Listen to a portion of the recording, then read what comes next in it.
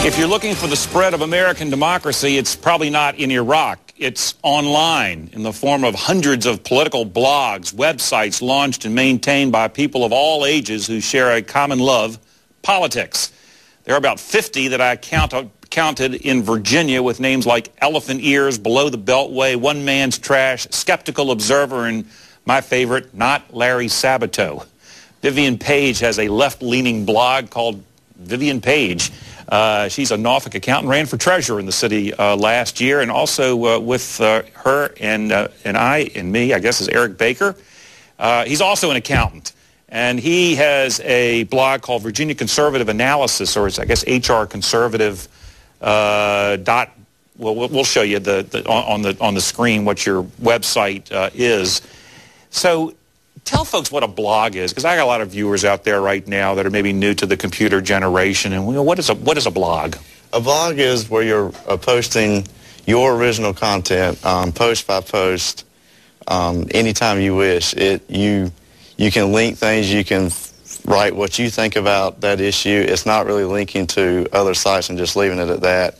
You're writing what your opinion is about anything and everything. It doesn't have to be political, even though that's the discussion today. We're talking about political blogs today, right. But there are blogs out there on all sorts of different subjects. So it's your opportunity to be heard for free. I mean, you create your own blog, you host it and everything, or somebody else hosts it. Somebody else hosts it or something. And so it's Vivian Page's opportunity to tell the world what Vivian Page thinks about other things and bring in other sources off the internet that you think are important for people to know about. Exactly. What you're doing with a blog is you're talking to an audience, whatever that audience may be, and you're trying to let you have something to say. I mean, people blog because we feel like we have something to say, something that maybe is not being said someplace else, something that may be glossed over someplace else. Sometimes it is about talking about issues that are too hot to handle. I mean, if you think about the old handbills deals that used to go around before newspapers, think of that's what blogs are today. We're not necessarily breaking the news, although that is something that we do, but primarily what we're doing is we're giving a little bit more content, a little bit more analysis of what's going on, rather than just simply what the newspaper feels fit to print. I guess on your screen right now, who do you have up there on the screen? I just happen to have mine up, of course. Okay, well, put yours up there so people can see what that looks like. I don't know how well they can see it on the screen.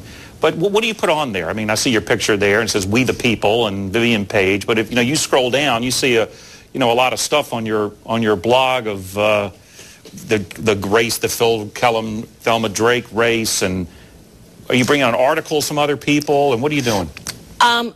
Everything that I post is, of course, with my commentary. Mine is not a group blog. Some of the blogs are group blogs where you have multiple people who are contributing.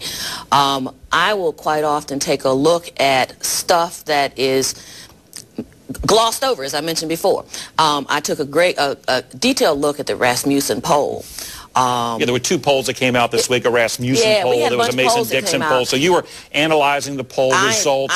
I got access to the crosstabs. So if you're out there and you enjoy politics and you want a little more analysis and you don't want to wait for the morning paper or whatever, there's somebody out there like Vivian Page who actually is taking time, I guess, away from your CPA practice or something, and is doing this. Now, for you, Eric, I mean, are you more of a one-issue kind of guy? I mean, you got involved in this thing. You're only 24 years old. Right. You got a real interest in this marriage amendment, which we're going to talk about next week here. You're a Christian, self-described Christian conservative. Is that why you're doing this, because you want to talk about this issue? Yes, I want to put my analysis out there. I feel like there's not as many conservative blogs that can get their information. I also like to magnify. Pull his up if you will. I also like to magnify any issues that come out, not just in the newspapers, but I like to link to them and say what I think about this type of issue. Make sure it not only gets out there in one particular paper, but gets out there everywhere. Now, anywhere I can. Do you want a lot of people to read this? I mean, would it be your ultimate goal to see your name in the paper that something was posted on Virginia Conservative Analysis, and Eric Baker, now he's the brilliant wizard. He's like, David Broder or Thomas Friedman or something like that. Well, of course, I would love for that to happen, but if I had to choose between getting a lot of hits on my website or putting my opinion out there, then I would still rather put my opinion.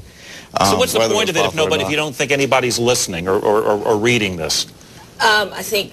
I know people are reading. When you first start out blogging, of course, no one's reading. But over time, you build your own reputation. And in doing so, other blogs will link to your content simply because it's better than what they have, or it covers something more in detail than what they've been willing to do. So it's about getting your opinion out there, but it's also a lot about trying to make sure that issues that are important to you are getting the necessary coverage. Can you talk about Not Larry Sabato? I want folks to see that one, because obviously it's a play off of our buddy Larry Sabato up at UVA, who got himself into the mix this past week, and his is probably getting a lot of hits because it's a pretty catchy name and such. But what separates a good blog from a bad blog? I don't think there's any separation in terms of their blogs are done for different reasons. Everybody has a different agenda. I can't speak for Not Larry Sabato and what his agenda is. That's not for me to say. Well, there are some blogs that are owned by the campaigns, right? There are some blogs. Allen's campaign has some guy who's a camp, and Webb's got probably some. Webb doesn't have his own. Okay. Well, he does have his own blog as well. Tim Kaine's got one. Is that right? Kane has almost. Since Dean burst on the scene with realizing how important Howard Dean burst on the scene, realizing how important it was and what role it could be to reach people through the blogosphere, then we've seen campaigns now. What started out as a relationship just because you had a candidate and you had people who supported the candidate. We've seen a shifting in the relationship in this campaign where we've gone literally to paid bloggers on behalf of campaigns. Is that bad? I mean, is that... Well, they're not in secret. We all know who the paid bloggers are. It's just like someone who is paid to come on the TV and talk about that candidate, like a campaign manager. So their credibility, we all know they're only posting about what's good for their candidate, and we take it with a grain of salt. Credibility. Because you guys are not reporters. No. And this week we had an incident where, we'll talk about it in our next segment, maybe a little bit more, but Phil Kellum's assault charge back in 1978 down in North Carolina. The story was broken on a blog called BearingDrift.com, which is a local conservative blog, here in Hampton Roads. That blog obviously made news, maybe too much news, because then he got in some hot water because he said he'd been convicted of a crime and that wasn't true and all this sort of stuff. Is that something that you'd like, is to see your name out there? Would you rather stay below the radar? I mean, what is it? Are you trying to move the issues? I mean, obviously you would like more Democrats to get elected. You'd like the marriage amendment to be defeated next week. You'd like to see it passed. I mean, is that your goal, is to try to move the discussion toward the issues that you support? Yes, definitely. That is the main reason I started the blog, is to try to drive discussion towards, put my viewpoint out there and see if we can, have a debate where my issue comes out on top, definitely. And what's your goal? No, absolutely not. It's crept into what I write. My opinion about where I stand on various issues has crept into what I write. My original goal was a pretty simple one, and that was to provide a place for people to go get information that they didn't know anything about.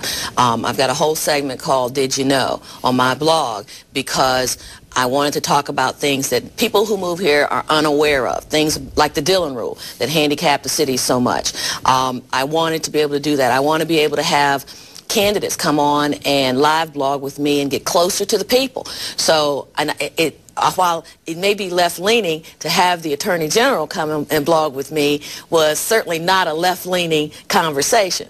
So, how did he blog with you?